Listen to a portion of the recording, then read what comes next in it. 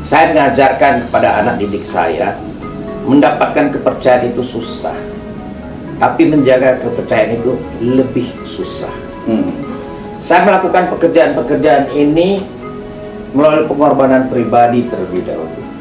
Ketika orang tahu saya menggratiskan pasien yang satu, lalu pasien yang kedua juga saya operasi tanpa bayaran, lalu ada pasien yang tidak punya uang, saya berikan uang agar dia bisa membeli obatnya. Ini dari mulut ke mulut diceritakan. Akhirnya orang menaruh kepercayaan pada saya.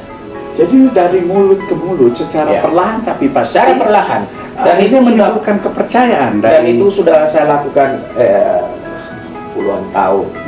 Ya. Dan juga saya aktif di Perhimpunan Indonesia Tionghoa atau INTI. Dan saya sering melakukan pelayanan medis yang sering dinamakan baksos kalau ada ini disaster, banjir, gempa, tsunami, kebakaran dan sebagainya. Dan ini dihargai orang dan mereka mulai punya kepercayaan pada saya. Dan ketika saya mau membuat rumah sakit apung, floating hospital ini, tentu dana yang dibutuhkan banyak. Betul. Kalau saya datang ke orang-orang terlebih dahulu minta uang, mereka akan berkata, lu gila. Ya, jangan-jangan dana yang kami berikan akan kamu pakai untuk memperkaya dirimu terus kamu lari. Jadi untuk menunjukkan kesungguhan saya menjual satu dari rumah saya. Jadi untuk modal pertama, untuk modal awal itu, ya, untuk menunjukkan keseriusan Dokter Lee, untuk menunjukkan keseriusan Dokter Lee menjual satu rumah Dokter Lee untuk membiayai pembangunan ini, rumah sakit apung ini. Dan itu pasti sebelum ada Dokter Share, Yayasan Dokter Share pasti itu ya. Sudah ada. Tapi duitnya belum ada nih, jadi duitnya belum ada. Modalin dulu dengan jual rumah gitu. Dan itu belum cukup. Cuman karena pekerjaan yang sudah saya rintis sekian 20-an tahun lamanya dilihat oleh beberapa orang, lalu mereka mengatakan, oke lah kita bantu, kita sumbang. Ya. Kami mulai dengan sebuah kapal finisi karena inilah yang terjangkau dengan uang yang kami punya. Ya. Ada saat-saat galau, untuk menggunakan istilah gaulnya bagi saya. Nah itu galau. Galau. Apa galaunya itu? Galau itu tidak tentu pikirannya, tidak bisa mengambil keputusan. Apa sebenarnya yang harus saya lakukan? Kalau rumah sakit apung atau floating hospital itu banyak, dan di dunia ini juga ada kelompok lainnya yang mau membuat floating hospital. Di Danau Tanganyika misalnya, ada seorang dokter Ami Leman, dia mau membuat rumah sakit apung floating hospital di Danau Sanawi di mana itu? Afrika juga. Di Afrika. Dan itu juga masih wacana. Dan ada beberapa kapal-kapal yang dijadikan klinik di Kolombia, ada di Bangladesh, ada di Kamboja ada, tapi itu bukan rumah sakit. Mereka menaruh dokter, mereka menaruh perawat di atas kapal, berikut obat-obatan, lalu mereka pakai kapal itu menuju sebuah desa, lalu mereka turun, mereka obati pasien-pasien di sana, lalu mereka melanjutkan perjalanan.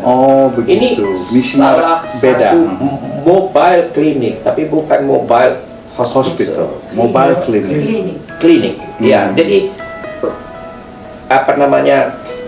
Itu bisa saja mobile klinik di atas sebuah kereta api, mobile klinik di atas sebuah truk misalnya, itu bisa saja. Tapi ini mobile klinik di atas sebuah boat, sebuah perahu. Nah, konsep yang saya lakukan ini merupakan sebuah terobosan. Karena dibikin di atas sebuah kapal, ada sebuah rumah sakitnya. Jadi ada laboratoriumnya, ada alat USG, ada EKG, ada alat ronsen, dan ruang operasi, kamar operasi, dan ada kamar untuk merawat pasien pasca operasi. Ya, jadi ini benar-benar sebuah rumah sakit.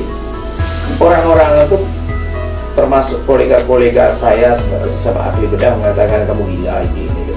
Nggak mungkin kamu bisa operasi di atas kapal yang begitu kecil. Untuk kembali ke ini yang kolega-kolega dokter yang dokter juga ahli bedah, ahli bedah yang melihat kayaknya impossible lu begitu gila, ya. lu gila aja. Ya, lu gila aja bagaimana kapal bergerak itu kamu operasi.